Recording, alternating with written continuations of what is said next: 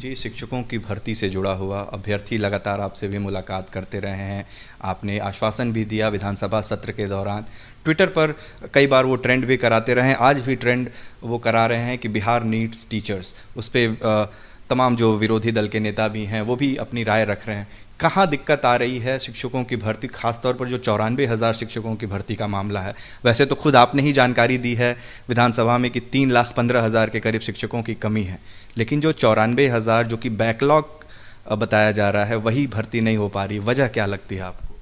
98 नहीं, उसको कहिए 98,000 लगभग शिक्षकों की नियुक्ति की सारी प्रक्रिया हम पूरी कर चुके हैं।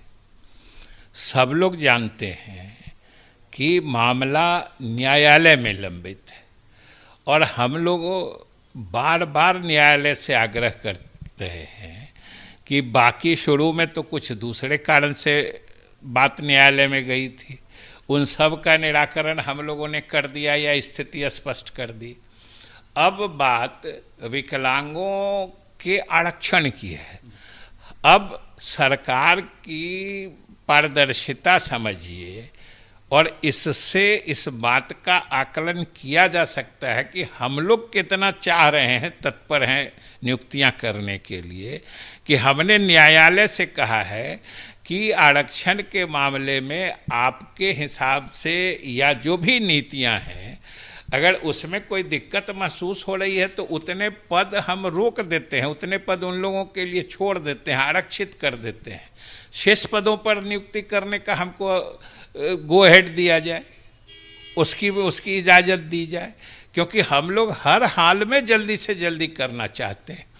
और आपको ज़रूर हम बताना चाहते हैं और आपके माध्यम से हम बिहार के जो भी योग्य अभ्यर्थी हैं या जो भी उससे जुड़े हुए हैं उनको भी बताना चाहते हैं कि हम लोग इस बीच में भी, बंदी में भी, हम लोगों ने स्पेशल मेंशन करके जो हमारे मुख्य न्यायाधीश हैं उनके सामने तिथि भी निर्धारित कराई थी।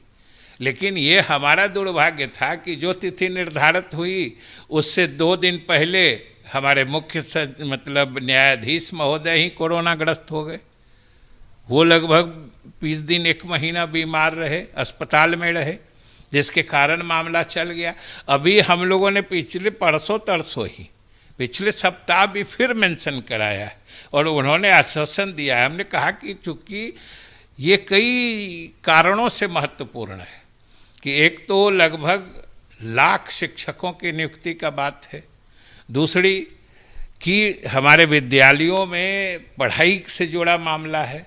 अभी तो बंद है, लेकिन जैसे ही कोरोना से स्थिति सामान्य होगी, हमारे विद्यालय खुलेंगे, तो हम चाहते हैं कि ये नियुक्तियां शीघ्र कर लें, जिससे कि जब हमारे विद्यालय खुलें तो वो पूरी गति से चले। शीघ्र का मतलब क्या मंत्री जी? क्योंकि जो अभ्यर्थी हैं वो लगातार हमसे भी संपर्क करते हैं कि आप शिक्षा मंत्री से बात करिए, आप पूछिए कि कब तक नियुक्ति होगी।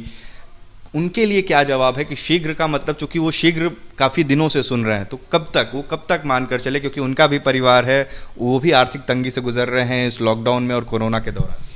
आप भी काफ़ी जागरूक और जानकार लोग हैं, आप बताइए कि इस परिस्थिति में शीघ्र की परिभाषा आप कैसे निर्धारित कर सकते हैं कि न्यायालय में मामला है, हम लोगों के तत्परता से अब वो परसों के लिए तिथि निश्चित हो गई और 1 दिन पहले वो कोरोनाग्रस्त हो गए मुख्य न्यायाधीश, वो अस्पताल में चले गए। अब महीनों विलंब उसके कारण हो गया। अब आप बताइए, आप शीघ्र की परिभाषा बताइए। लेकिन अब तो आ गए हैं वापस, आ गए तो मेंशन हो रहा है ना, ये तो आप जानते हैं। हमारी ईमानदारी, हमारी मुस्तैदी, हमारी तत्परता तो आप कोर्ट में हमारे मेंशनिंग से देख सकते हैं। इजाज़त तो न्यायालय को देना है, वो तो सरकार के अधीन नहीं है। हम तो आपसे भी अनुरोध करेंगे, मीडिया की तरफ से न्यायालय तक हमारी बात पहुंचा दीजिए कि हमको इजाज़त दी। आज हमको इजाज़त मिले, कल से हम लोग नियुक्ति के लिए तैयार हैं। तो बिहार के शिक्षा मंत्री, जिनका कहना है कि बोर्ड परीक्षाएं ली जानी चाहिए, हालांकि इसके लिए बच्चों को कम से कम 1 से 1.5 महीने का समय देना चाहिए। साथ ही साथ बिहार में शिक्षक भर्ती पर भी इनकी राय है कि चूंकि ये मामला न्यायालय में है और जैसे ही न्यायालय से इस पर कोई फैसला आता है, बिहार सरकार शिक्षकों की भर्ती में बिल्कुल भी देरी नहीं लगाएगी। हमारे सहयोगी दीपक कुमार के साथ उत्कर्ष कुमार सिंह।